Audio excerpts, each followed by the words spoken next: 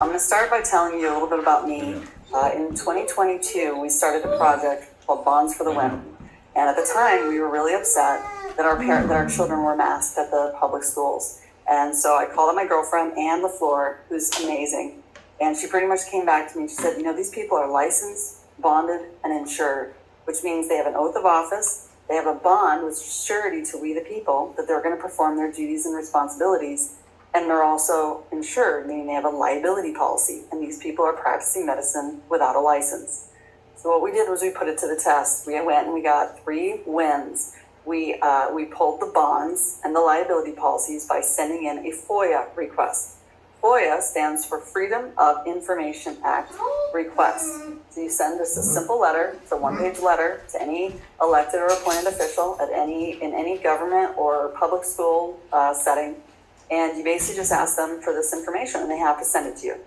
So when we started receiving this, what we did was we took that information and we stood up to the school boards. We said, if you do not drop this mask mandate on our children, we will file a claim against either your liability policy or your bond.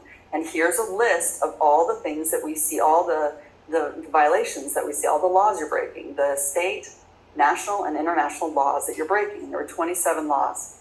And the way that these bonds were set up is, depending on the type of policy they have surety to us, meaning they are personally liable for any individual claim. So if you have 10 parents standing up with you and they are personally liable for up to $100,000 per claim, and some of these cases they were liable for up to $4 million per claim, if they are liable for $100,000 per claim and you drop 10 claims on them, that's $1 million. So when I stood up to my school board, I laid all this paperwork on their table. I said, if you don't, and this is basically a letter of intent, if you don't back down on these mask policies right now, I'm going to file a claim against your surety bond. And sure enough, 7 days later, they did it in the fine print. They removed the mask mandate. And they said to everyone, now masks are voluntary.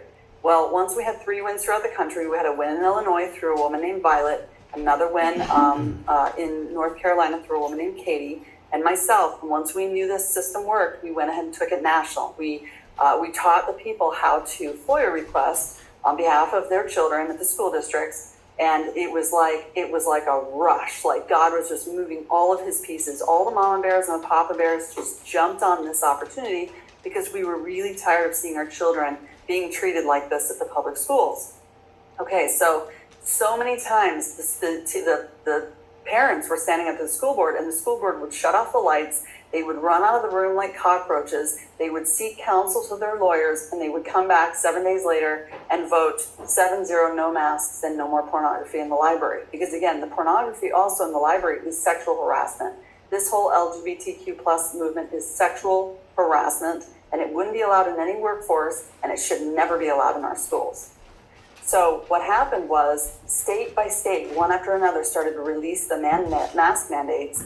And by the way, at this time in Washington and in Oregon, they were starting to threaten force inoculation. So we were absolutely motivated to take action at this point in time.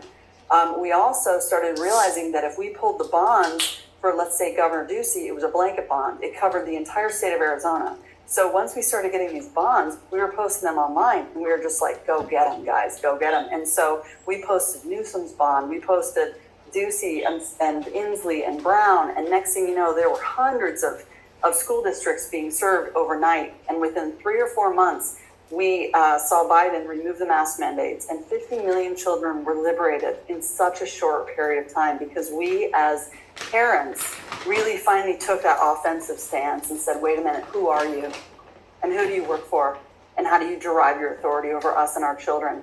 And how is it that you can just break the law and not have any recourse?